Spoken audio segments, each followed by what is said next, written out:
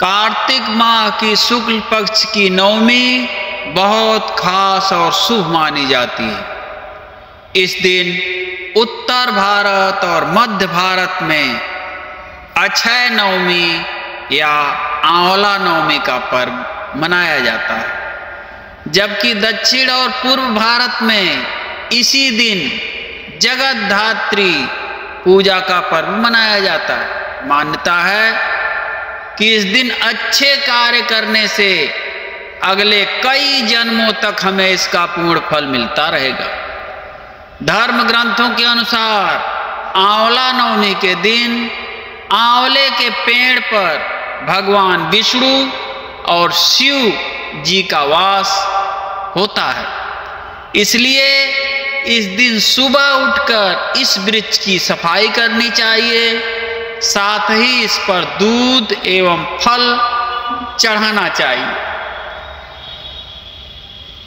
पुष्प अर्पित करने चाहिए और धूप दीप दिखाना चाहिए। शास्त्रों के अनुसार आंवला नवमी या अक्षय नवमी उतनी ही शुभ और फलदायी है जितनी की वैशाख मास की अक्षय तृतीया।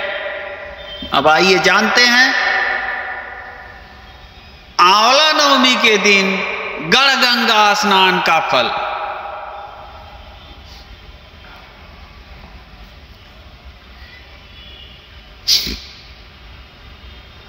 आंवला नवमी के दिन गणगंगा स्नान, पूजन, हवन और आंवले की छाया में भोजन करने का फल क्या है?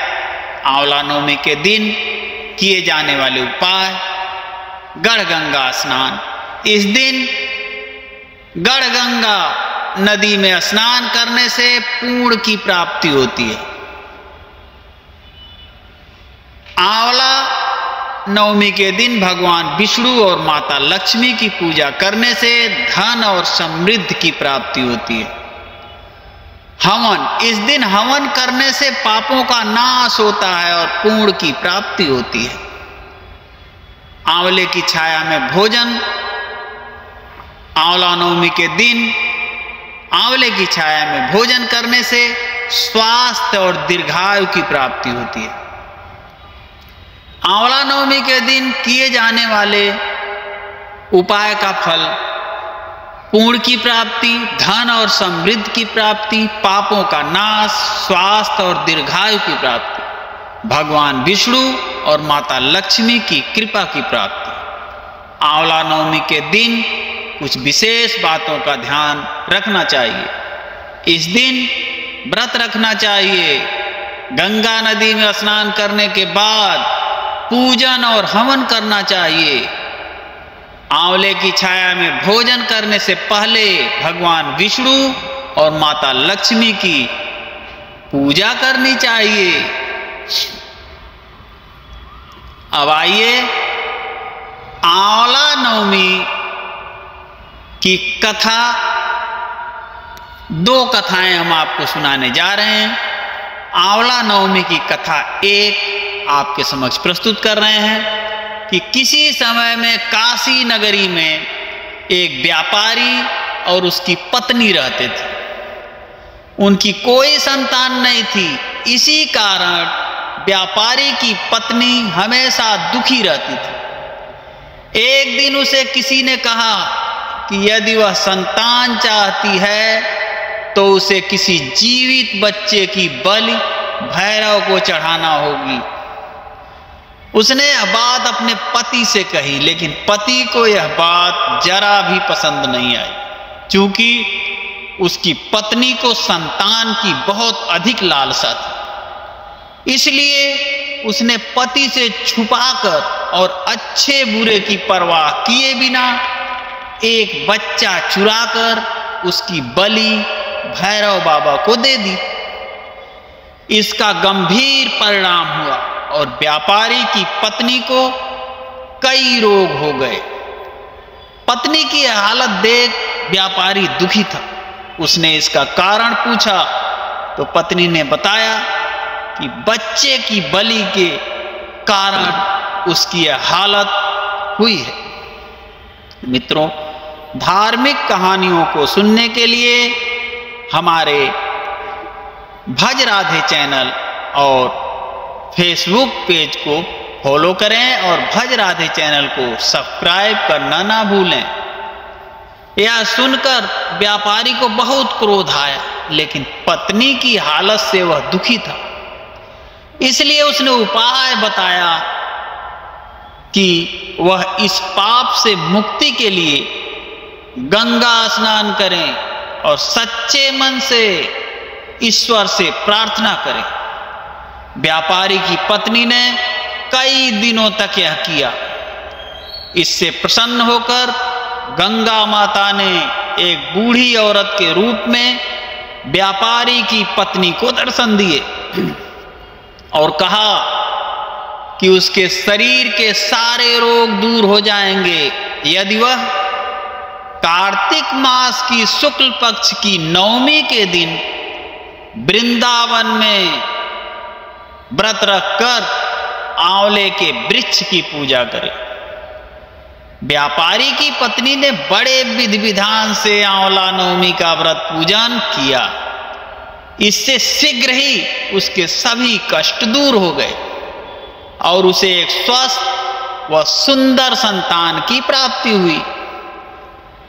इसी दिन से महिलाएं सुख, सौभाग्य, रोग मुक्ति और उत्तम संतान सुख की प्राप्ति के लिए आंवला नवमी का व्रत करती हैं।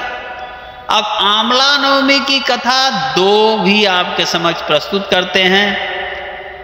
इसमें एक राजा था, उसका प्रण था कि वह रोज 1.25 मन आंवले दान करके ही खाना खाता था। इससे उसका नाम आंवलया राजा पड़ गया। एक दिन उसके बेटे बहू ने सोचा कि राजा इतने सारे आंवले रोज दान करते हैं, इस प्रकार तो एक दिन सारा खजाना खाली हो जाएगा। इसीलिए बेटे ने राजा से कहा कि उसे इस तरह दान करना बंद कर देना चाहिए। बेटे की बात सुनकर राजा को बहुत दुख हुआ और राजा रानी महल छोड़कर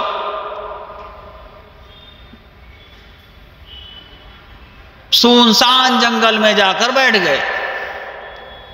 राजा रानी आंवला दान नहीं कर पाए और प्रण के कारण कुछ खाया नहीं। जब भूखे प्यासे 7 दिन हो गए तब भगवान ने सोचा कि यदि मैंने इसका प्रण नहीं रखा और इसका सत नहीं रखा तो विश्वास चला जाएगा। इसलिए भगवान ने जंगल में ही महल, राज और बाग बगीचे सब बना दिए और ढेरों आंवले के पेड़ लगा दिए। सुबह राजा रानी उठे तो देखा कि जंगल में उनके राज्य से भी दुगुना राज बसा हुआ है। राजा रानी से कहने लगा, रानी देख, कहते हैं सत मत छोड़ो, सूरमा सत छोड़या पत जाए, सत की छोड़ी लक्ष्मी फिर मिलेगी आओ नहा धोकर आंवले दान करें और भोजन करें। राजा रानी ने आंवले दान करके खाना खाया और खुशी खुशी जंगल में रहने लगे। उधर आंवला देवता का अपमान करने व माता पिता से बुरा व्यवहार करने के कारण बहू बेटे के बुरे दिन आ गए। राज्य दुश्मनों ने छीन लिया, दाने दाने को मोहताज हो गए और काम ढूंढते हुए अपने पिताजी के राज्य में आ पहुंचे। उनके हालात इतने बिगड़े हुए थे कि पिता ने उन्हें बिना पहचाने हुए काम पर रख लिया। मित्रों, ऐसी ही धार्मिक एवं पौराणिक कथाओं को सुनने के लिए हमारे फेसबुक पेज को फॉलो करें और हमारे भज राधे चैनल को सब्सक्राइब करें। बेटे बहुत सोच भी नहीं सकते थे कि उनके माता पिता इतने बड़े राज्य के मालिक भी हो सकते हैं। सो उन्होंने भी अपने माता पिता को नहीं पहचाना। एक दिन बहू ने सास के बाल गूंथते समय उनकी पीठ पर मस्सा देखा। उसे यह सोचकर रोना आने लगा कि ऐसा मस्सा मेरी सास के भी था। हमने ये सोचकर उन्हें आंवले दान करने से रोका था कि हमारा धन नष्ट हो जाएगा। आज वे लोग न जाने कहां होंगे। यह सोचकर बहू को रोना आने लगा और आंसू टपक टपक कर सास की पीठ पर गिरने लगे। रानी ने तुरंत पलट कर देखा और पूछा कि तू क्यों रो रही है? उसने बताया, आपकी पीठ जैसा मस्सा मेरी सास की पीठ पर भी था। हमने उन्हें आंवले दान करने से मना कर दिया था, इसलिए वे घर छोड़कर कहीं चले गए। तब रानी ने उन्हें पहचान लिया, सारा हाल पूछा और अपना हाल बताया। अपने बेटे बहू को समझाया कि दान करने से धन कम नहीं होता बल्कि बढ़ता है। बेटे बहू भी अपने सुख से राजा रानी के साथ रहने लगे। हे भगवान, जैसा राजा रानी का सत रखा वैसा सबका सत रखना। कहते सुनते सारे परिवार का सुख रखना। पूजन सामग्री: आंवले का पौधा, फल, तुलसी के पत्ते एवं तुलसी का पौधा, कलश और जल, कुमकुम, सिंदूर, हल्दी, अबीर, गुलाल, चावल, नारियल, सूत, धूप, दीप, श्रृंगार का सामान और साड़ी, ब्लाउज, दान के लिए अनाज। पूजन विधि इस प्रकार है। प्रातः काल स्नान कर आंवले के वृक्ष की पूजा की जाती है। पूजा करने के लिए आंवले के वृक्ष की पूर्व दिशा की ओर उन्मुख होकर षोडशोपचार पूजन करें। दाहिने हाथ में जल, चावल, पुष्प आदि लेकर व्रत का संकल्प करें।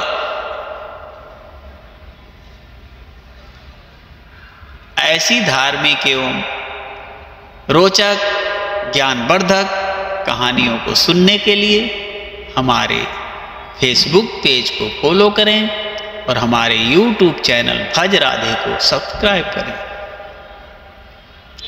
संकल्प के बाद आंवले के वृक्ष के नीचे पूर्व दिशा की ओर मुख करके ओम धात्र्यै नमः मंत्र से आह्वानादि षोडशोपचार पूजन करके आंवले के वृक्ष की जड़ में दूध की धारा गिराते हुए पितरों का तर्पण करें। फिर कर्पूर या घृतपूर्ण दीप से आंवले के वृक्ष की आरती करें। अब पूजन की कथा कहें एवं सभी महिलाएं इकट्ठा होकर कथा सुने। पूजा के बाद पेड़ की कम से कम 7 बार परिक्रमा करें। तभी सूत भी लपेटें। वैसे मान्यता है कि जो भी इस दिन आंवले के वृक्ष की 108 बार परिक्रमा करता है उसकी सारी मनोकामनाएं पूरी होती है। परिक्रमा के समाप्त होने पर फिर वहीं पेड़ के नीचे अथवा पास में बैठकर भोजन करें। ऐसी मान्यता है कि इस परंपरा की शुरुआत माता लक्ष्मी ने की थी। इस संदर्भ में कथा है कि एक बार माता लक्ष्मी पृथ्वी भ्रमण करने आई रास्ते में भगवान विष्णु एवं शिव की पूजा एक साथ करने की इच्छा हुई। लक्ष्मी मां ने विचार किया कि एक साथ विष्णु एवं शिव की पूजा कैसे हो सकती है। तभी उन्हें ख्याल आया कि तुलसी एवं बेल का गुण एक साथ आंवले में पाया जाता है। तुलसी भगवान विष्णु को प्रिय है और बेल शिव को प्रिय है। आंवले के वृक्ष को विष्णु और शिव का प्रतीक चिन्ह मानकर मां लक्ष्मी ने आंवले की वृक्ष की पूजा की। पूजा से प्रसन्न होकर विष्णु और शिव प्रकट हुए। लक्ष्मी माता ने आंवले के वृक्ष के नीचे भोजन बनाकर विष्णु और भगवान शिव को भोजन कराया।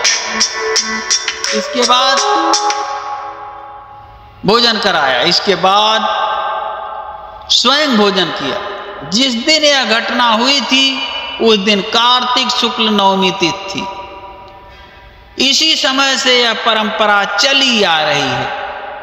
इस दिन किसी गरीब अथवा ब्राह्मण महिला को श्रृंगार का सामान एवं साड़ी ब्लाउज दान करें एवं दक्षिणा दें। इस दिन अपने सामर्थ्य के अनुसार गरीबों को अनाज का भी दान करें। आंवला नवमी का महत्व मानता है कि जो व्यक्ति आंवला नवमी या अक्षय नवमी का व्रत करता है अथवा पूजा करता है उसे असीम शांति मिलती है, उसका मन पवित्र होता है और वह जन्म मरण के बंधन से मुक्त हो जाता है। इसलिए उसे बार बार जन्म लेने की आवश्यकता नहीं होती। वह अपने लक्ष्य को भली भांति समझता है। जो महिलाएं आंवला नवमी की पूजा करती हैं उन्हें उत्तम संतान की प्राप्ति होती है। वह दीर्घायु होती हैं और समाज में प्रतिष्ठा प्राप्त करता है। वह अपनी वंश का नाम रोशन करने वाला होता है। इसके अतिरिक्त इस पूजा से घर का वंश भी बढ़ता है।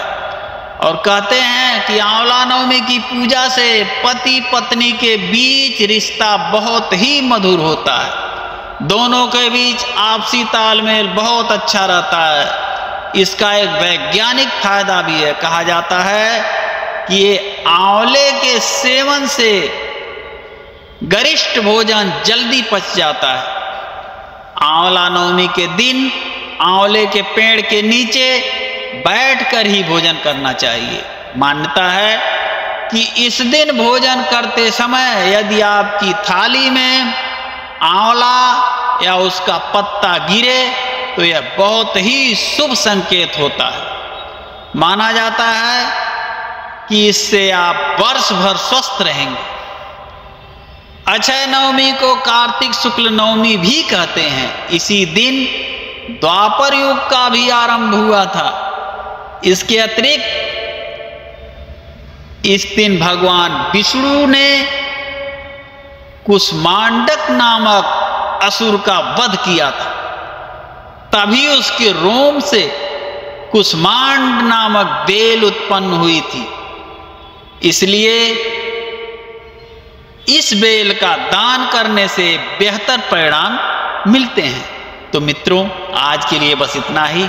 फिर मिलते हैं अगली रोचक जानकारी, कहानी, कविता, भजन के साथ। तब तक के लिए जय जय श्री राधे, जय जय श्री राधे।